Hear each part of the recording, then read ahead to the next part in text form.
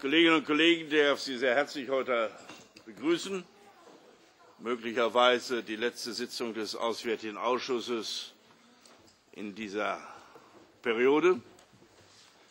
Aber so wie die Außenminister ja nicht ausgeschlossen haben, dass wegen der Ereignisse in der Ukraine sogar möglicherweise ein neuer europäischer Gipfel möglich sein könnte, könnte ich mir auch vorstellen, dass es Situationen gibt, wo dieser Ausschuss auch noch einmal zusammentreten sollte.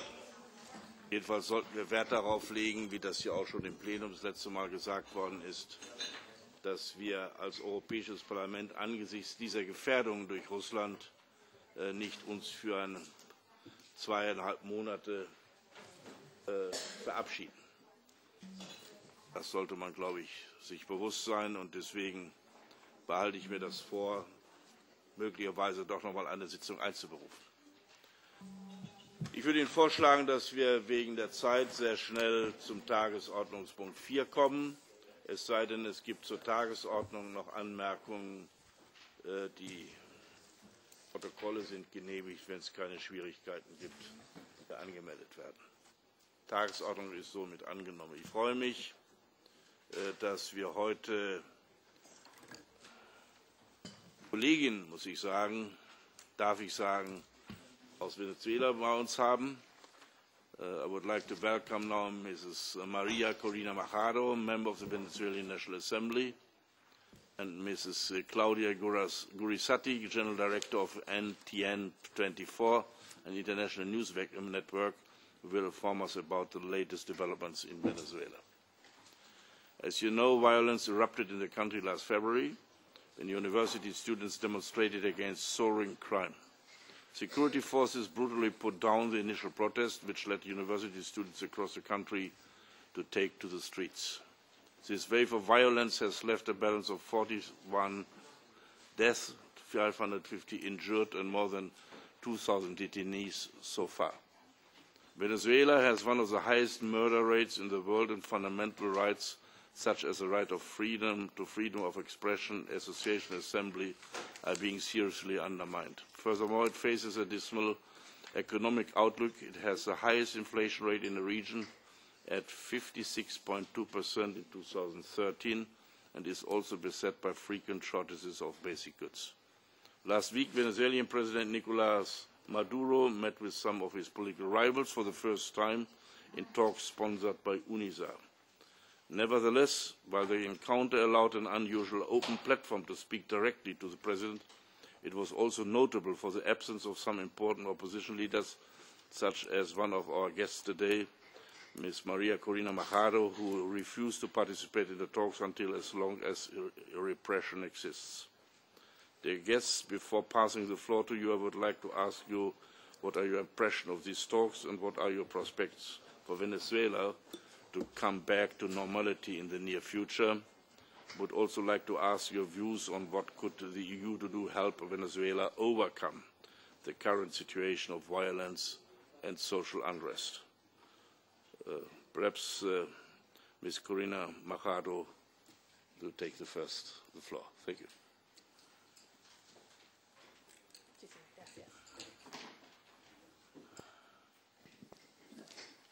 Buenas tardes, señor presidente. Buenas tardes, colegas parlamentarios. Es un honor estar aquí en representación del pueblo de Venezuela, y para los venezolanos es la demostración de que aquellos que luchamos por la democracia y por la libertad no estamos solos, que los demócratas del mundo les duele y acompañan las luchas de aquellos que por los ideales democráticos arriesgamos hoy nuestra vida. Quisiera transmitirles de parte de los venezolanos 3 mensajes fundamentales en estas palabras. La primera es agradecer al Parlamento Europeo su continuo respaldo a la democracia y a los valores y a la defensa de los derechos humanos en América Latina y en Venezuela.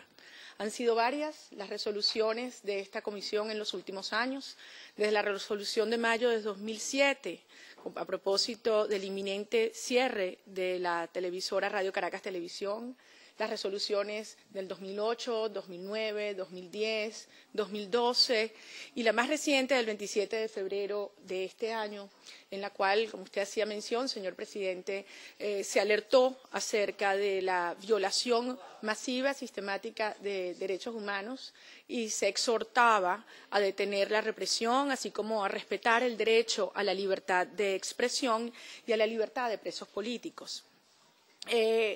Entre otros puntos, esta resolución pedía el envío de una delegación cuanto antes, una comisión ad hoc a Venezuela para evaluar la situación que vive nuestro país.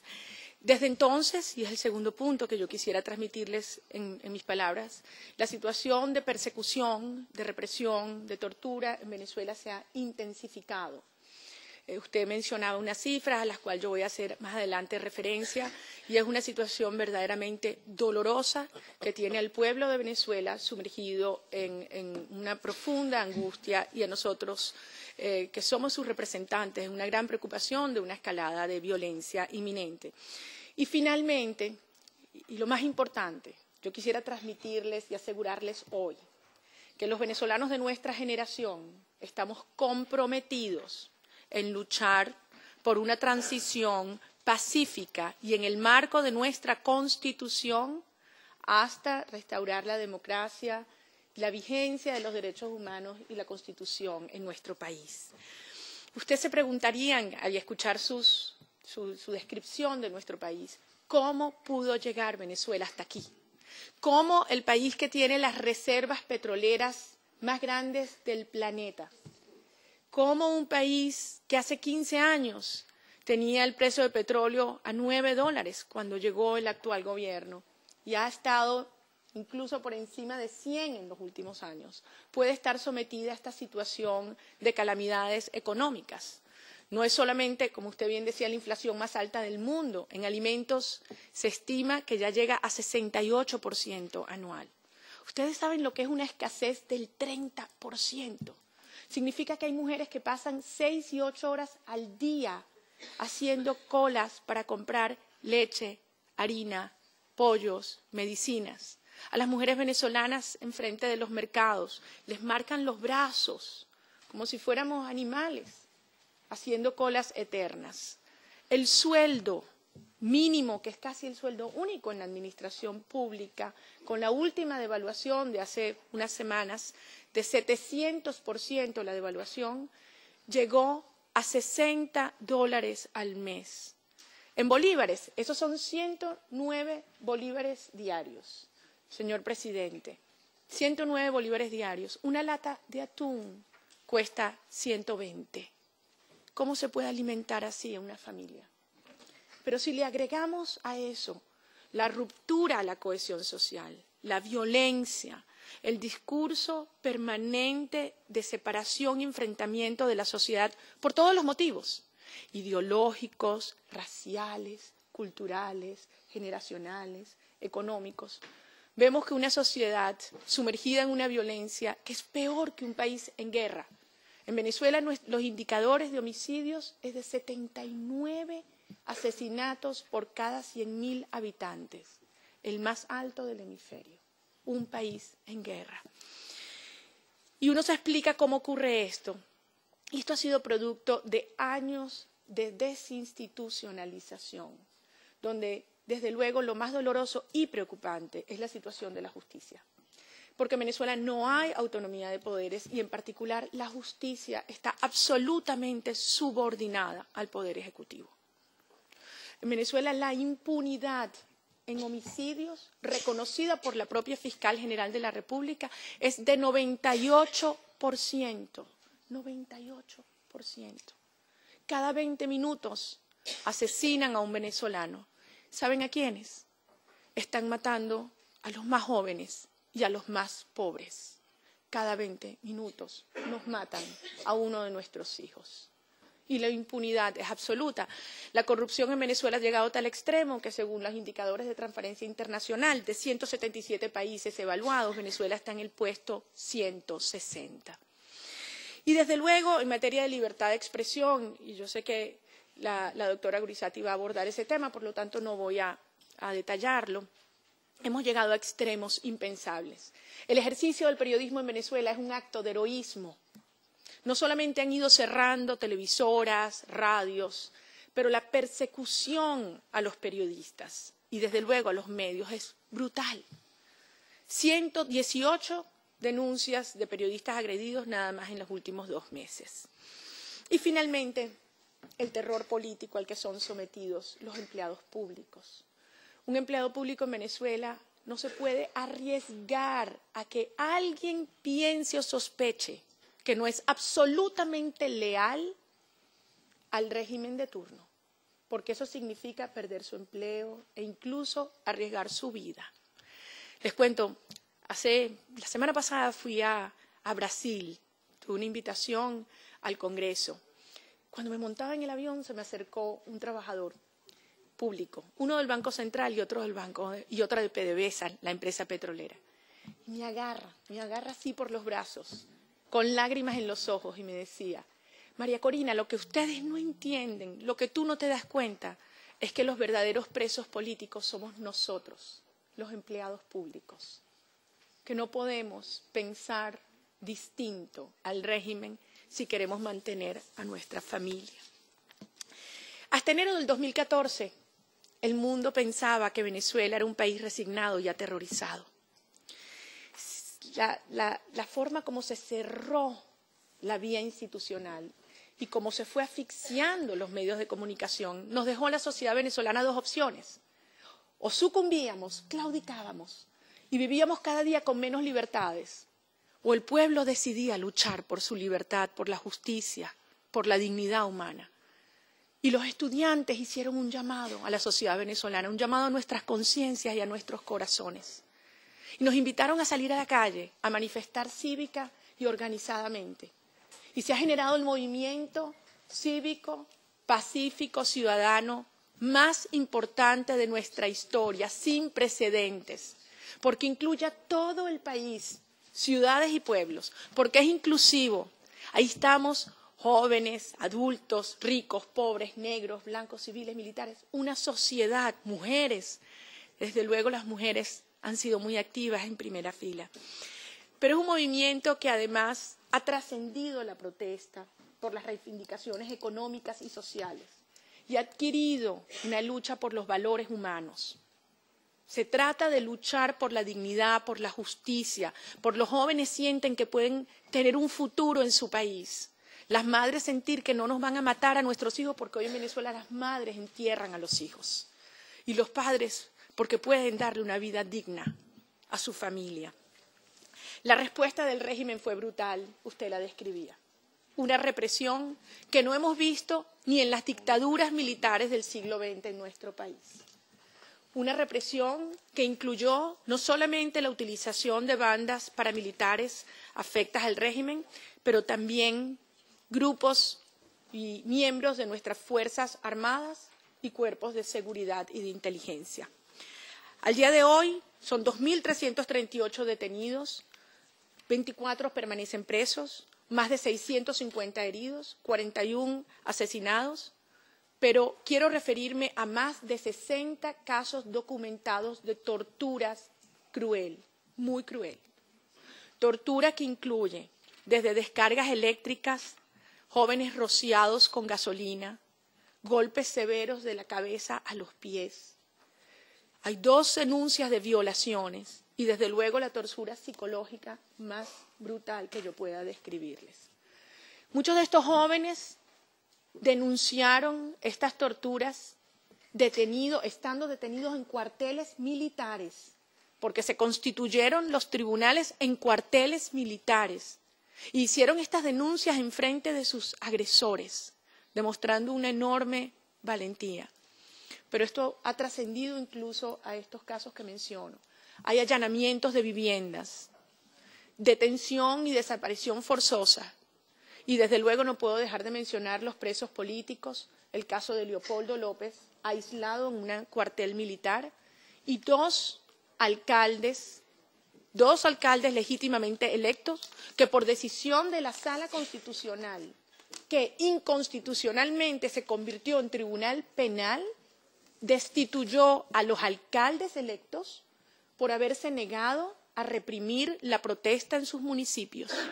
Fueron destituidos y el Consejo Nacional Electoral esta semana convocó para nuevas elecciones el 25 de mayo, violando, ultrajando la soberanía popular, lo cual también ha ocurrido en mi caso. Y voy a dedicarle solo 2 minutos para ilustrar lo que a mí me ha pasado. Yo soy diputada nacional, fui electa en el año 2010 con la votación más alta de ese momento, de esa elección a nivel nacional. He sido acusada de muchas cosas, de muchos delitos. Y desde luego el régimen estaba buscando una excusa para sacarme del Parlamento y, como dicen, me amenazan permanentemente para mandarme a prisión. Hace un mes, poco menos de un mes, fui invitada por el Consejo Permanente de la Organización de Estados Americanos a exponer la situación de violencia y de derechos y violación de derechos humanos en el seno de ese organismo. Como la mayoría de los países decidió extraer ese punto de la agenda, el gobierno de Panamá, utilizando un mecanismo que reiteradamente se ha utilizado en la OEA, me permitió el derecho de palabra desde su silla. A raíz de esto, el señor Diosdado Cabello, presidente de la Asamblea Nacional, decidió que yo dejaba de ser diputada y por la fuerza desconoció mi condición de representante venezolana ante el Parlamento Nacional. Sin derecho a defenderme, porque no he tenido la oportunidad de hablar ni en el Parlamento ni en el Tribunal Supremo de Justicia, como establece la Constitución venezolana. No solo me han sido desconocidos mis credenciales, sino se me ha prohibido por vía de la fuerza el acceso al hemiciclo. La Constitución venezolana establece en el artículo 200 que un diputado tiene inmunidad parlamentaria, es decir, que antes de ser juzgado tiene derecho a un antejuicio de mérito ante la Sala Plena del Tribunal Supremo de Justicia. Y si la decisión es afirmativa, se vota a nivel del Parlamento si se allana o no la inmunidad parlamentaria de dicho diputado.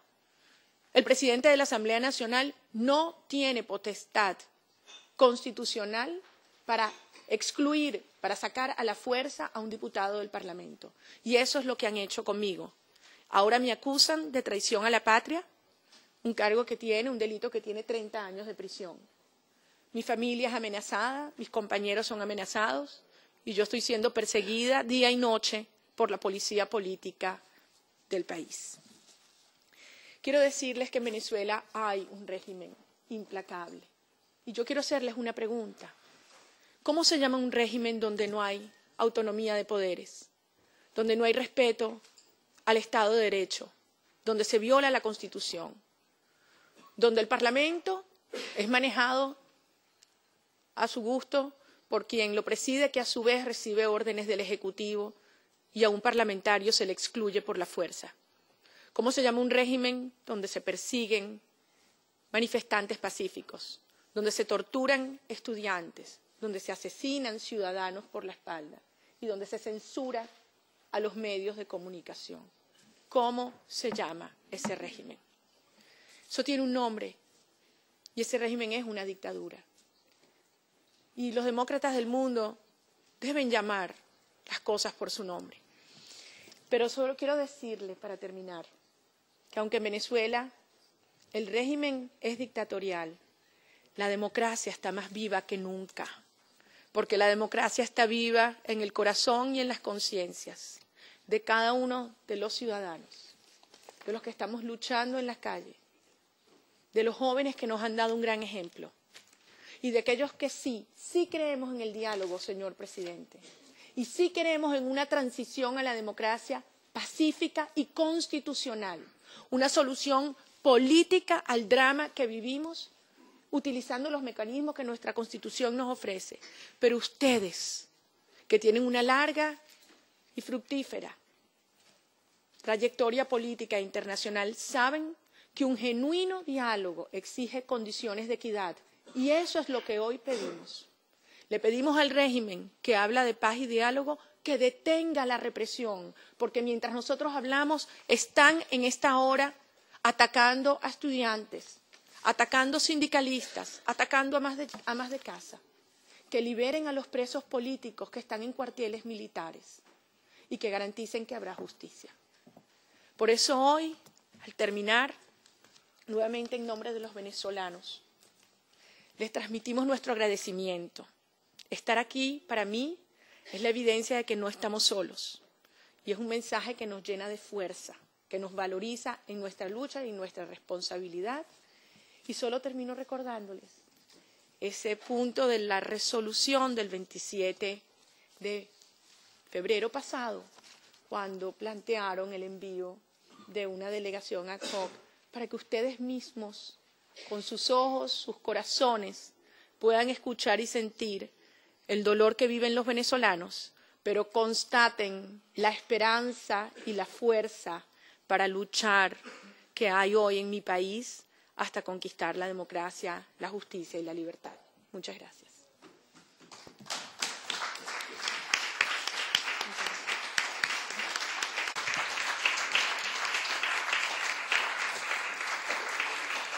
Herzlichen Dank für Ihre Darstellung. Ich möchte jetzt das Wort geben an Frau Gorisatti. Versuchen Sie es ein bisschen kürzer zu machen, damit wir noch die Gelegenheit zur Diskussion haben. Bitte, Sie haben das Wort.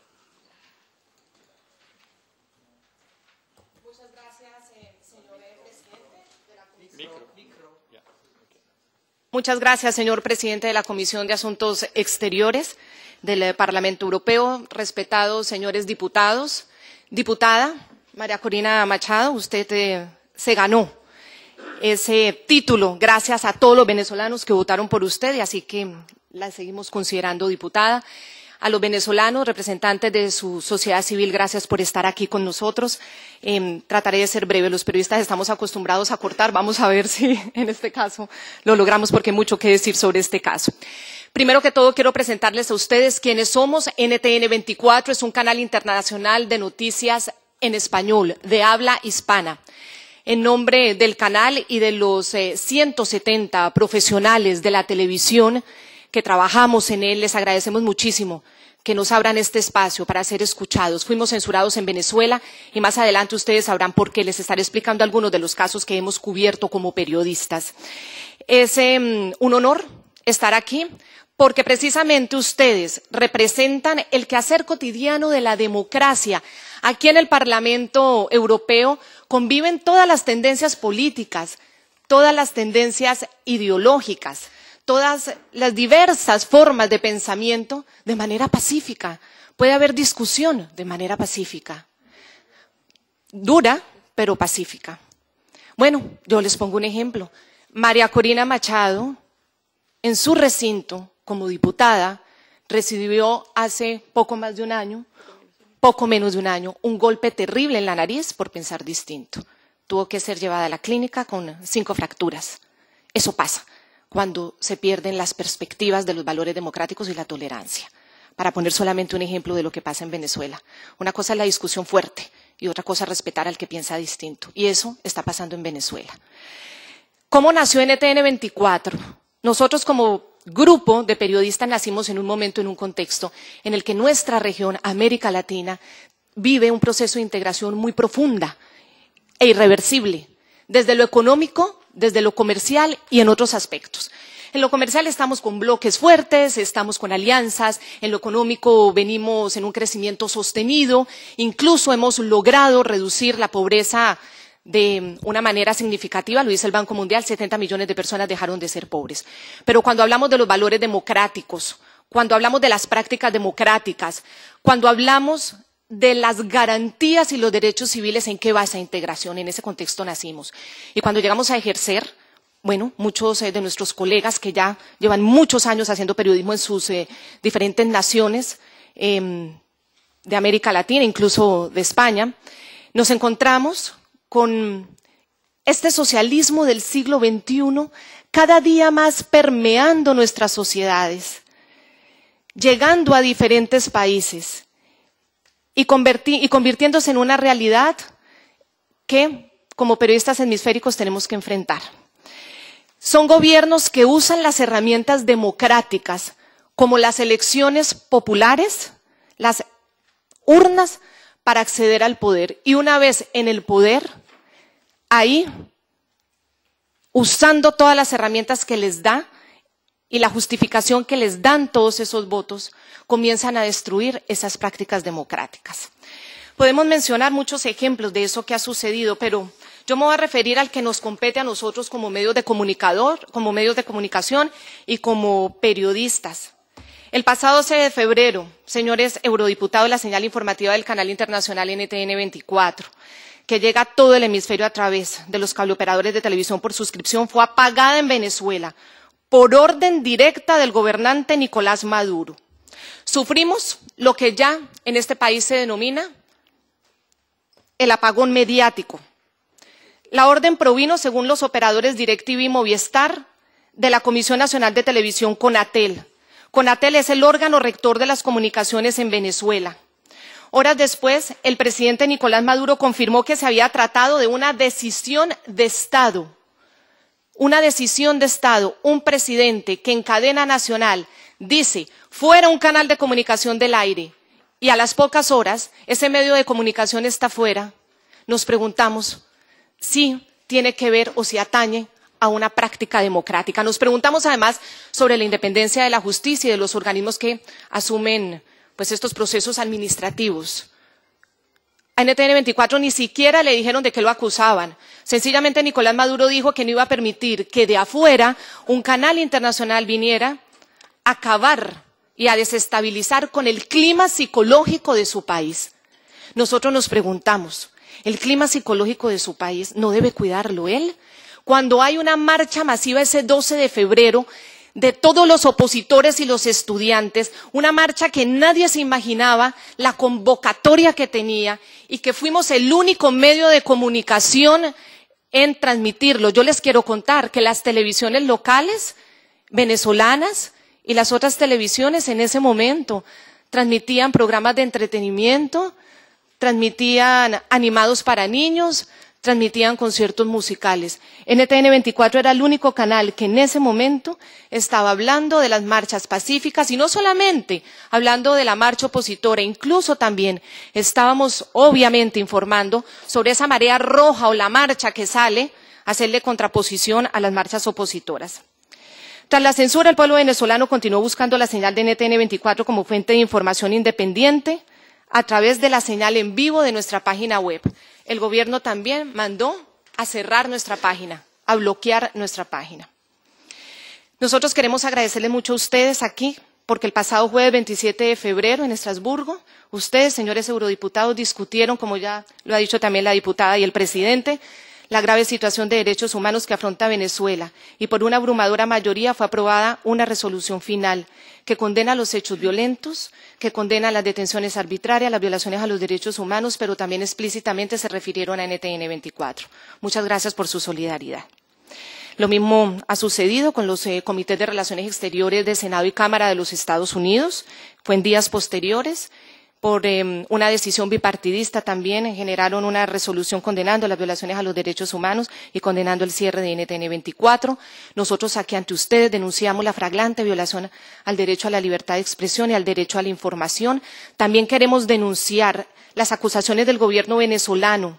El gobierno nos tacha nuestro canal de ser criminal, de ser fascista, de ser impulsor de un golpe de Estado e incluso de un magnicidio. Esto lo hizo a través de una comunicación interna a todas las delegaciones diplomáticas del mundo en todos los países. Estas acusaciones que criminalizan a las voces independientes las consideramos propias de los regímenes alejados de los principios democráticos. Recordamos que todo individuo tiene derecho a la libertad de opinión y de expresión. Este derecho incluye el de no ser molestado a causa de sus opiniones, el de investigar y recibir informaciones y opiniones y el de difundirlas sin limitación de fronteras por cualquier medio de expresión. Reza así el artículo 19 de la Declaración Universal de los Derechos Humanos. También quiero resaltar el artículo 11 de la Carta de los Derechos Fundamentales de la Unión Europea. 1. Toda persona tiene derecho a la libertad. Este derecho comprende la libertad de opinión y la libertad de recibir o de comunicar informaciones o ideas sin que pueda haber injerencia de autoridades públicas y sin consideración de fronteras. 2, se respeta la libertad de los medios de comunicación y su pluralismo. Un pluralismo informativo que yo quiero decirles que es muy difícil de ejercer en este momento en Venezuela. Las televisiones privadas tienen miedo. Después de lo que le ocurrió a RCTV, un caso que ustedes han documentado en estos recintos, con 50 años de historia, este canal fue sacado del aire al no serle renovada la licencia de transmisión. Esto pasó en mayo de 2007, como decía la diputada. En cuanto a la radio, queremos destacar el triste cierre de 34 emisoras en todo el territorio nacional, con esa misma excusa. Allí, por ejemplo, cayó el circuito CNV, uno de los más grandes del país que transmitía en territorio nacional. Su dial en Caracas le fue otorgado a la Asamblea Nacional. El puntillazo final es ahora con el cierre de esta ventana internacional, acusándonos de lo mismo, repitiendo el libreto. También denunciamos ante ustedes las más de 249 agresiones que, según la ONG Espacio Público, han sufrido los periodistas en Venezuela y la libertad de expresión desde el pasado 12 de febrero. Son muchas esas agresiones.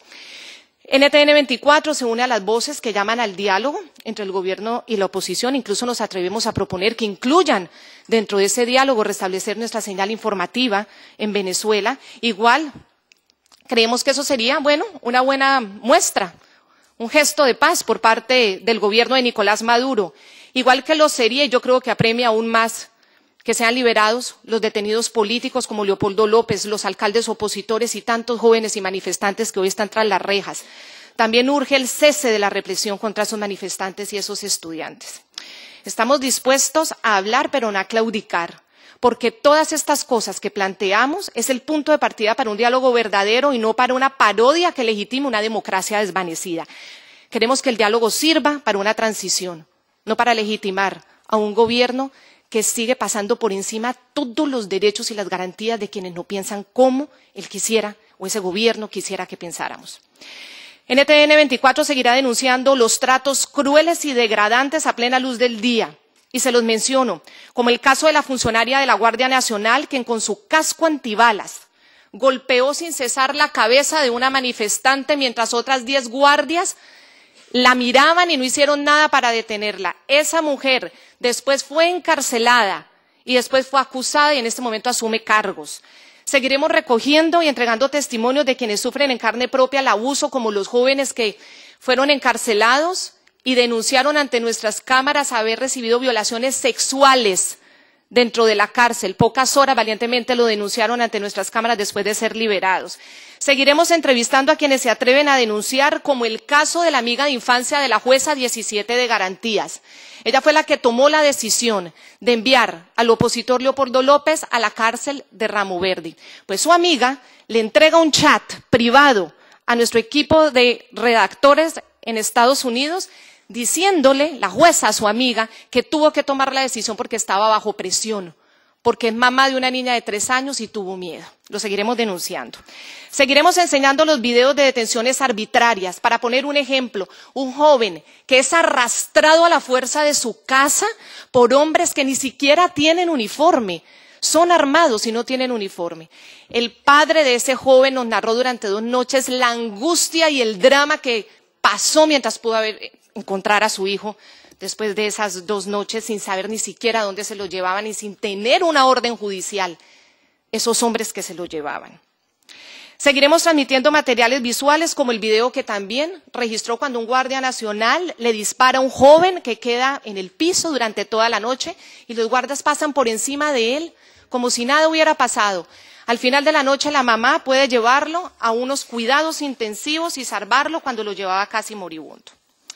NTN 24 es un canal que llega a 40 millones de televidentes. En nombre de ellos, muchas gracias por escucharnos y muchas gracias porque desde aquí respaldan las libertades que garantizan nuestra democracia, como la libertad de prensa, prensa libre, como la libertad de expresión.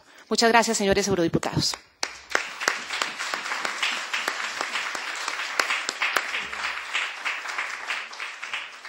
Ich danke Ihnen sehr herzlich auch für Ihre Darlegung und möchte jetzt das Wort dem Kollegen Salafranca geben. Perdón, presidente. Había pedido la palabra gestualmente para una cuestión previa, si el compañero, el colega Salafranca me permite, y usted me da la palabra. Herr Kollege, wir gehen immer so vor, nach der Stärke der Fraktion. Sie sind der Zweite, der das Wort bekommt. Und wir geben immer den Bericht den Koordinatoren der jeweiligen Fraktionen der Größenordnung das Wort. Das ist die Geflogenheit in diesem Ausschuss. Aber Herr Salafranca ist sehr gern bereit, Ihnen zuerst das Wort zu geben. Herr Kollege, wenn Sie das Wort ergreifen möchten, dann haben Sie das Wort. Bitte schön. Gracias. Lo va a entender enseguida el señor Brok y le agradezco al señor Salafranca el haberme cedido la palabra, porque no era ni es sobre el fondo de la cuestión. Sobre el fondo del tema que estamos debatiendo, la situación en Venezuela, le pido la palabra para cuando me corresponda. Pero previamente a eso, que le quiero hacer una pregunta al señor Brok, si ha invitado a otras personas a esta comparecencia. El orden del día pone intercambio de puntos de vista sobre la situación en Venezuela. Yo, que no soy sospechoso de simpatía por la revolución bolivariana, creo que hubiera sido oportuno que estuviera presente la Embajada de Venezuela ante la Unión Europea en este debate, en esta discusión. A todos nos hubiera ilustrado tener diversas voces, lo cual, como digo que yo no estoy entrando en el fondo de la cuestión, no cuestiono los testimonios que han hecho las colegas en este momento. De manera que querría saber, señor Brok, si se ha invitado o no a la Embajada de la Unión Europea, la Embajada de Venezuela ante la Unión Europea. Herr Kollege, ich habe die Botschafterin schriftlich eingeladen und eine schriftliche Absage bekommen. Die Botschaft war nicht bereit, herzukommen, aber sie ist schriftlich eingeladen worden, um hier teilzunehmen und hier mit zu diskutieren. Das haben wir also gemacht. Und ich bedauere, dass das nicht zustande gekommen ist. Herr Salafranca hat das Wort.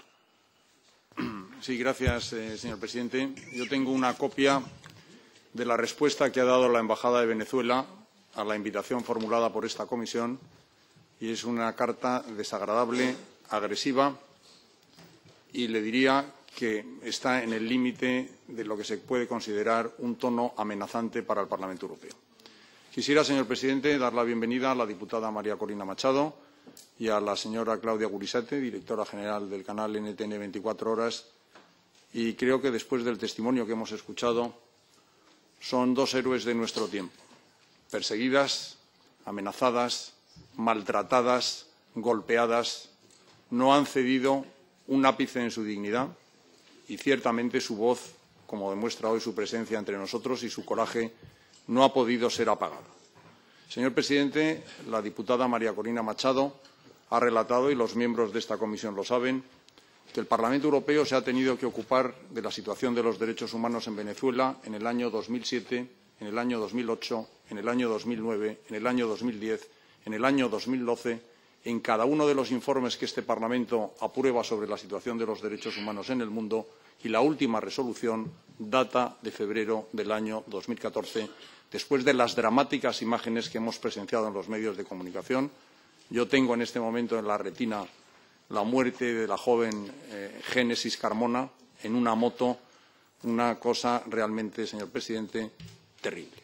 Y creo que este Parlamento tiene un compromiso ineludible e indeclinable con la causa de los derechos humanos, que no se tienen que predicar, señor presidente, ni de una región, ni de un país, ni de un continente, sino que tienen claramente un carácter planetario universal. Por eso celebro su presencia entre nosotros y, aprovechando hoy esta comparecencia, me gustaría formular a nuestras dos comparecientes, de forma muy breve, porque sé que el tiempo apremia, tres preguntas. En primer lugar, ¿qué puede hacer la Unión Europea, aparte de las resoluciones que ha aprobado este Parlamento, aparte de las declaraciones que ha hecho la alta representante y vicepresidenta de la Comisión, para tratar de superar esta situación, como ellas nos han dicho, por la vía del diálogo y de una manera pacífica? ¿Cómo valoran, tras la declaración de la Conferencia Episcopal Venezolana, este diálogo con UNASUR, con presencia también de los representantes de la Secretaría de Estado del Vaticano? Y, por último, ¿cuáles son las condiciones, aparte, como es lógico y natural, de pedir la liberación de los presos políticos, y muy particularmente de Leopoldo López, para poder entablar un diálogo que dé una salida democrática, pacífica y constitucional a la terrible crisis que, como nos han expuesto, está viviendo el querido país de Venezuela? Gracias, señor presidente.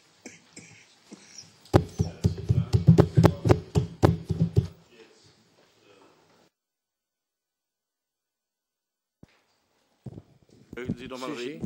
Bitte, Fairness. Sí, sí, he pedido la palabra al señor Brok y se lo agradezco que me lo diga. Tengo que advertir, sin embargo, de entrada, que no hablo en nombre del Grupo Socialista y Demócrata del que formo parte, porque la portavoz Ana Gómez no está presente, que yo haya visto, y tampoco he podido hablar con ella para hacerlo.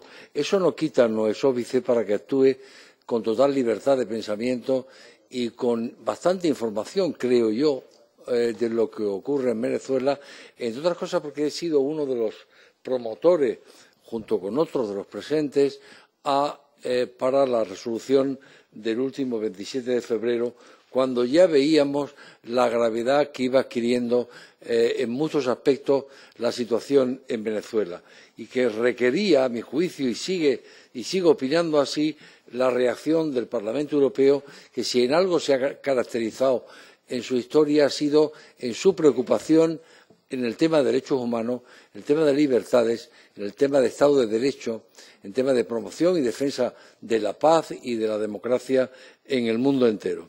Como presidente que soy de la delegación del Parlamento Europeo para Mercosur, eso aumenta mi responsabilidad y mi dedicación al tema. Esa resolución fue oportuna y, como ha dicho la señora Machado y la señora Gurusati también, incluía un punto en el que se aprobaba el envío de una misión del Parlamento Europeo a Venezuela para que, con el mayor esfuerzo de objetividad, pudiera emitir un informe sobre cómo veía, una vez que se entrevistara con una y otra o con varias de las partes que forman el conflicto venezolano de hoy, formar una opinión y esa opinión transmitirla a los colegas del Parlamento Europeo. Esta legislatura, como saben la señora Machado y la señora Gurusati, termina en el mes de julio, pero nos queda todavía parte de abril, mayo y junio. Y la situación en Venezuela no es tampoco una situación como para esperar con los brazos cruzados, ¿no? Por eso yo propongo a mis colegas de otros grupos parlamentarios y a mi propio grupo que se constituya esa delegación para el mes de junio, señor Brok, para que podamos visitar Venezuela antes de terminar esta legislatura. No tengo mucho más que decir, señor Brok, porque coincido en los análisis que han hecho la diputada señora Machado, a quien agradezco su presencia, y la señora Gurusati. Hay una profunda escisión de la sociedad venezolana, hay una polarización extrema que se está manifestando en términos además violentos, hay una inestabilidad política, económica, de inflación y de carencia extrema que ellas han desarrollado aquí sin que ninguna de las cosas que hayan dicho sean inciertas. Hay presos políticos, como el propio Leopoldo López y dos alcaldes, por lo menos que de la noticia que tengo. Hay una cosa, sin embargo, que aprovecho para preguntarle a ellas, a nuestras comparecientes, y que sorprendentemente ni ha aparecido. Termino, señor Brok. Yo no, termino. ¿Me permite terminar con una frase, con esa energía que emplea usted siempre que yo hablo? Pues eso ya es habitual ya sin el señor Brok. Pero decirle que hay un tema que nunca se cita en este tipo de comparecencias, que es la presencia cubana en Venezuela. ¿Cuántos hay? ¿40.000, 50.000, 70.000 o 100.000 cubanos en Venezuela que teóricamente se dedican a temas sanitarios o docentes o de seguridad, pero cuántos y cuáles? Y están al mando de Ramiro Valdés. Esa operación a cambio de petróleo gratis a Cuba o casi gratis, esa presencia no puede ser anodina, tiene que tener alguna explicación y me gustaría que lo explicara. Ya que este señor no me deja, por favor, explíquenlo ustedes. Yo ya he terminado ya y no lo escucho a usted nunca más. Espero que sea la última vez que lo escucho. Que se vaya usted a tomar eso que dicen. Now the colleagues have the floor. The next one is Mrs. Nates. Hopefully she can do it in 1.5 minutes. Hopefully she can do it in 1.5 minutes.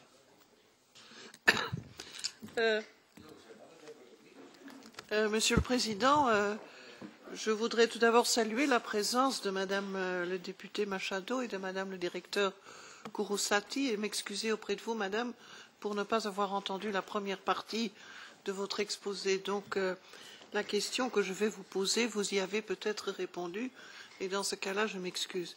Je voudrais vous dire que, bien sûr, mon groupe politique, qui est le groupe libéral, a participé et collaboré à la rédaction de la résolution de février dernier à laquelle il a été fait allusion, et il va de soi que nous sommes tout aussi attachés au respect des droits de l'homme, au respect de la liberté d'expression, à l'état de droit que tous nos collègues.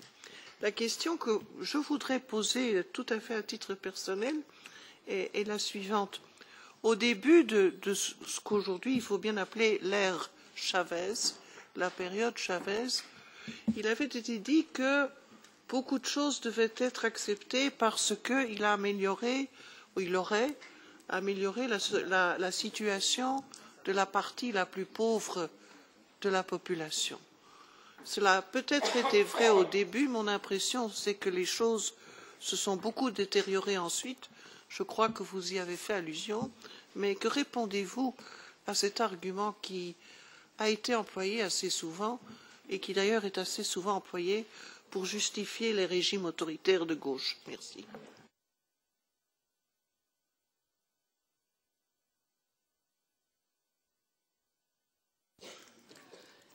Ja, vielen Dank. Ich möchte die Frage von Herrn Yáñez noch ein bisschen erweitern. Und zwar möchte ich die Frage stellen, ob auch andere Angehörige der Opposition in Venezuela eingeladen wurden.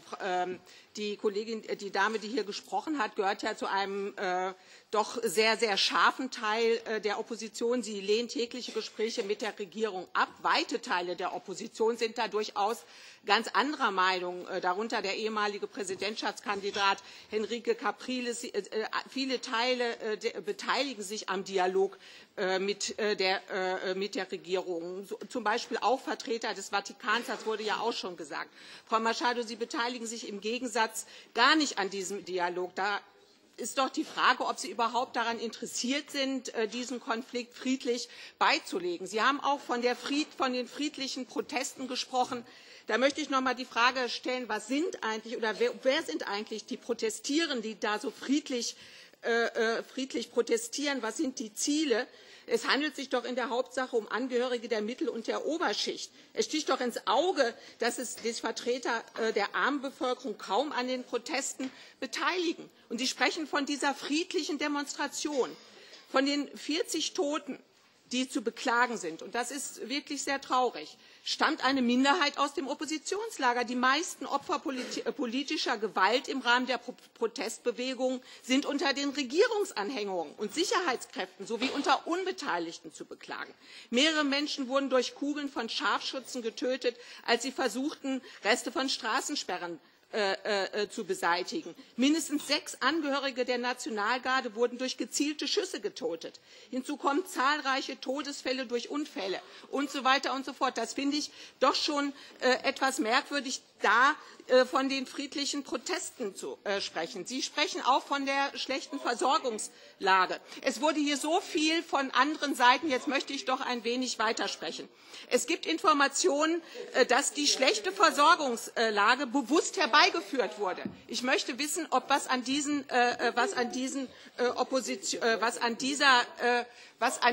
darf ich Sie bitten, zu Ende zu kommen? Das Wort hat jetzt der Kollege Tannock. Thank you very much, Mr. President. And I too would like to add my greetings and support on behalf of my group, which is the European Conservative and Reformist Group. We stand in solidarity with those protesting against President Maduro's attempts to turn Venezuela into a second Cuba, effectively a kind of communist socialist dictatorship. That's, I'm sure, the ultimate aim of the man.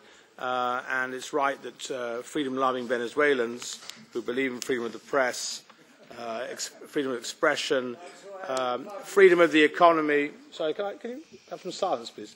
Want to stand up to this kind of retrograde step for a country which could otherwise be very prosperous.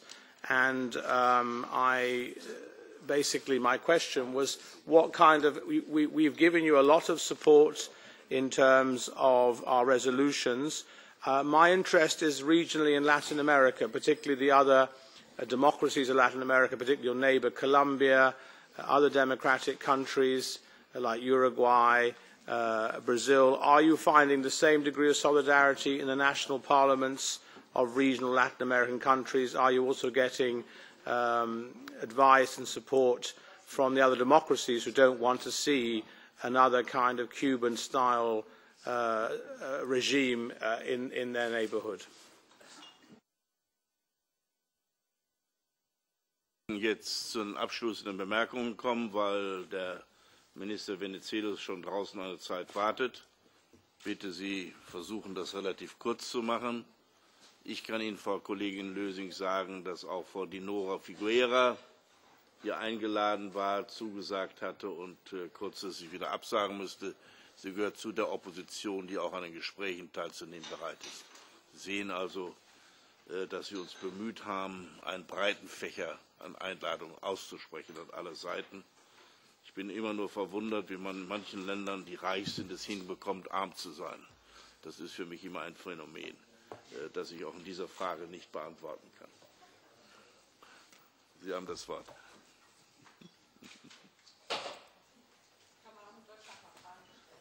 Ja, die können wir jeden Tag stellen. Jedenfalls, Frau Kollegin, geht es Deutschland heute besser als zu der Zeit, als Ihre Partei einen Teil Deutschlands regierte. Immer wenn Sie das sagen, Herr Brok, dann weiß ich, dass Sie in der Defensive sind. Ja, ich gehöre zu einer solchen Partei halt nicht an.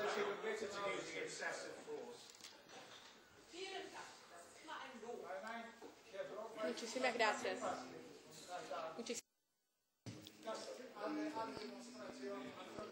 Esa parte no la estoy entendiendo. Sie haben das Wort. Arranco, ok. Mucho más divertido que el Parlamento venezolano, desde luego. Yo comienzo. Voy a ir en el orden que fueron formuladas las preguntas y tratar de ser muy efectiva.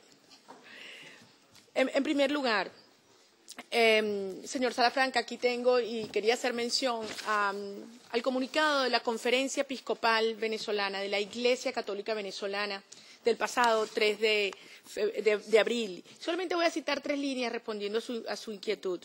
Decía, la causa fundamental de la actual crisis es la pretensión del partido oficial y autoridades de la República de implantar el llamado Plan de la Patria, detrás del cual se esconde la promoción de un sistema de gobierno de corte totalitario que pone en duda su perfil democrático.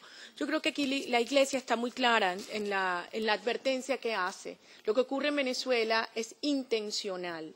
Y atendiendo también, aparte de su inquietud sobre el tema de la pobreza en el país, desde luego, cuando llegó Hugo Chávez, el barril de petróleo estaba a $9, ha llegado a más de 150. Han habido programas de transferencia directa, pero yo le pregunto, ¿ha servido para superar la pobreza realmente? ¿O lo que se ha creado es una dependencia mayor de los venezolanos en lo que reciben directamente del Estado?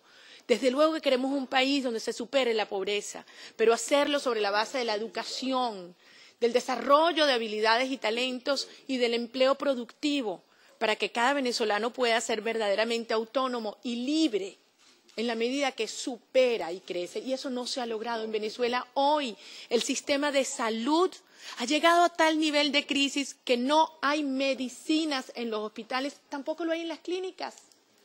Hay niños que nacen en hospitales públicos como el Hospital de Paracay y los colocan en cajas de cartón. No hay reactivos para la diálisis ni para el tratamiento de cáncer en todo el país. Esa es la situación de Venezuela. En cuanto a la demagogia aquí en este Parlamento. Bueno, yo le invito a que usted venga, señor, a conocerla con la delegación que Dios quiera se apruebe, para que con sus propios ojos vea y sienta el dolor de los venezolanos. Yo me ofrezco a llevarlo y acompañarlo y recorremos juntos el país. En segundo lugar, en cuanto a las condiciones y el diálogo, yo quiero insistir en algo. Si hay algo que pretende hacer el régimen es dividir a las fuerzas democráticas y no lo va a lograr. Somos una coalición democrática donde tenemos distintos puntos de vista, pero no nos van a dividir. Y yo respeto profundamente a Enrique Capriles, a Leopoldo López, a Antonio Ledesma y a todos los que luchamos, cada uno con nuestro punto de vista. De hecho, la diputada Dinora Figuera estaba invitada a venir para acá. Ella es del partido de Enrique Capriles y conversamos para ponernos de acuerdo juntas en los planteamientos que yo le iba a formular.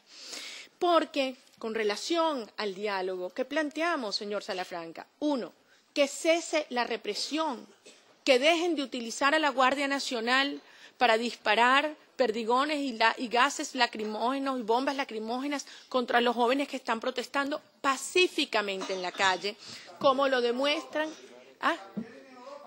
Stop it. Yo lo rechazo en cualquier lugar del mundo. Eso es reprochable en cualquier lugar del mundo, desde luego, porque al final los muertos son venezolanos. Pero me refiero a mi país. No se dividen de un partido u otro. Eso es lo que quiero decir. Que no son... Please do not react to him. Estamos de acuerdo. El cese de la represión, la liberación de los presos políticos, los estudiantes, Iván Simonovic, Leopoldo López y los alcaldes. Y muy importante, quiero aquí hacer una mención a la desarticulación de los colectivos, que son bandas criminales, pro-oficialistas, paramilitares, a quienes el señor Maduro, en cadena nacional, el 5 de marzo, le dio instrucciones de que salieran a reprimir y a desmontar la protesta. Y en 15 estados del país salieron estas bandas simultáneamente, a los pocos minutos, atacando estudiantes.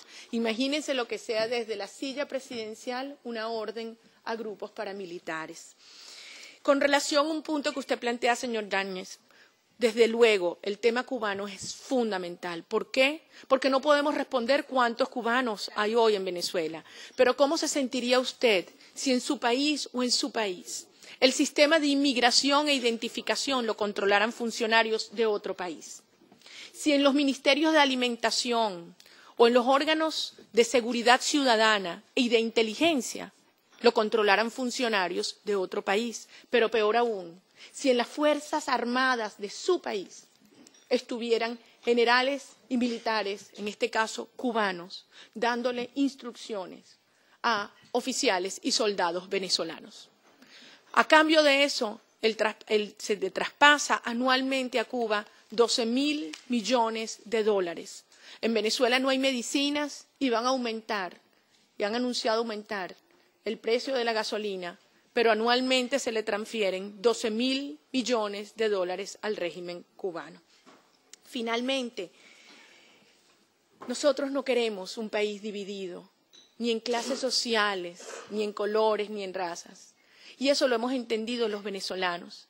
Y aquellos que dudan quiénes protestan hoy, vean dónde vivían los muchachos que fueron asesinados en estas protestas. Vean dónde viven los que están detenidos y presos. Y encontrarán muchachos muy humildes, jóvenes que sus padres, si acaso tienen con qué mantenerlos o alimentarlos, y ellos están afuera luchando por su futuro, como el caso de Maciel Pacheco, una muchacha que hace arepas. O sea, arepas, ¿cómo se dice? ¿Cómo se traduce arepas? Tortillas, no sé. Arepas es un plato típico venezolano, ella lo vende en las calles. La semana pasada fue detenida porque encontró un artefacto que le llamaba la atención debajo de su puesto, donde vende en la calle, un artefacto que podía ser un niple o algo construido para atacar. Ella lo entregó a la guardia y denunció que eso estaba allí, lo había encontrado. A las pocas horas fue detenida y se encuentra acusada de terrorismo en la cárcel de mujeres de Linov. Ella es madre soltera con un hijo de 1 año y medio que ella mantiene y mantiene su familia. De modo que esto es un régimen que no se detiene ante nada. Los más pobres son los que más sufren hoy en Venezuela. Para terminar, quiero decirles que esa imagen de esa persona que nombró Claudia, la muchacha tirada en el piso, madre soltera de 36 años, en La Isabelica, una zona popular de Valencia. Una guardia nacional que se quitó el casco y le golpeaba contra la cabeza contra el piso. Esa muchacha, la víctima, está hoy con 5 imputaciones, 5 delitos. La víctima, entre otros, instigación a delinquir y robo.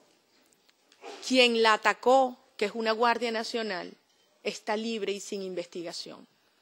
Por eso estamos llevando la voz de todos los venezolanos al mundo entero. En Venezuela sufrimos todos, los jóvenes, los ancianos, los pobres, los ricos, las mujeres, los hombres. Es un país decidido a luchar por su democracia, por su libertad y para contestar su planteamiento que pueden hacer, además de escucharnos, de llamar las cosas por su nombre y a un régimen dictatorial calificarlo como tal. Yo quiero invitarlos a que vengan a Venezuela, que conozcan, que sientan y que vean la realidad de lo que hoy vivimos y puedan convertirse en los grandes promotores y defensores de nuestra democracia y nuestra libertad. Muchas gracias.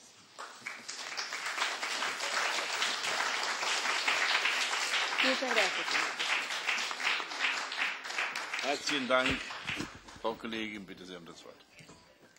Obviamente no todas las preguntas las voy a contestar, no hay tiempo y como periodista tampoco me compete. ¿Qué puede hacer la Unión Europea? Pues yo pienso que es también a los venezolanos los que deben resolverlo. Sin embargo, puedo decirle, diputado Salafranca, que como periodista hemos preguntado a las cancillerías de los gobiernos de UNASUR qué piensan sobre la situación y coinciden que todos apoyan al gobierno de Maduro o si no sus posturas, pues en sus posturas no hay una reacción contundente en la violación de los derechos humanos. Entonces uno como periodista se pregunta, qué bueno sería el acompañamiento también de una visión que de pronto es más crítica para que haya un balance en esa mediación del diálogo. Lo segundo es pedirle también al gobierno chavista, al gobierno de Maduro, que no cierre más medios de comunicación y que le dé la oportunidad a los medios cerrados de volver. Porque la verdad pública se tiene que construir entre todos los sectores. La verdad pública no se puede convertir solamente en la verdad o la verdad que realmente refleje lo que sucede en un país o en una sociedad. Tiene que ser construida por las diferentes posturas y las diferentes versiones. No puede ser solamente una visión y no puede ser solamente el oficialista. Se necesitan medios que también le abran el micrófono a quienes piensan distinto y a los opositores. Sobre el tema de la diputada que ya se fue, que quienes están protestando son simplemente personas de la clase alta. Mire, yo creo que he hecho más de 2000 programas o shows televisivos entrevistando gente de Venezuela. Y yo les puedo decir que las personas que protestan no son de la clase alta, algunos pueden pertenecer. Son jóvenes que pertenecen a la clase media e incluso a sectores no tan favorecidos, que no tienen la potestad incluso de abandonar Venezuela. Hay mucha gente de la clase alta que vive en otros países, hay una diáspora que se ha ido a otros países porque tienen los medios económicos para hacerlos, otros salen a buscar cómo hacerlo. Esa gente que está protestando son jóvenes que ven su futuro hipotecado y sus valores democráticos hipotecados. Es que la protesta no solamente es para pedir pan, es para pedir insumos físicos. Las protestas también se hacen cuando se sienten que las garantías como ciudadanos no son respetadas y es muy válido y pongo un ejemplo como periodista. Cubríamos las marchas estudiantiles en Chile. Y eran jóvenes también de la clase media. Y hubo 2 casos de brutalidad policial, solo 2. Y fue el escándalo más grave, lo denunciamos en NTN. ¿Y qué hizo el gobierno? Abrirle un proceso a esos carabineros que actuaron de esa manera brutal. ¿Qué hizo el gobierno de Venezuela cuando nosotros denunciamos la brutalidad policial? Sacarnos del aire. Ahí está la diferencia. Muchas gracias.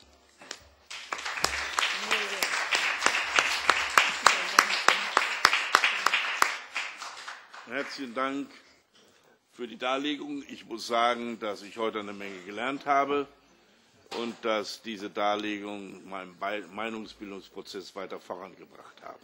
Herzlichen Dank, dass Sie heute hergekommen sind und die Mühe der Reise auf sich genommen haben. Wir kommen jetzt zum nächsten Tagesordnungspunkt. Der Minister ist unterwegs.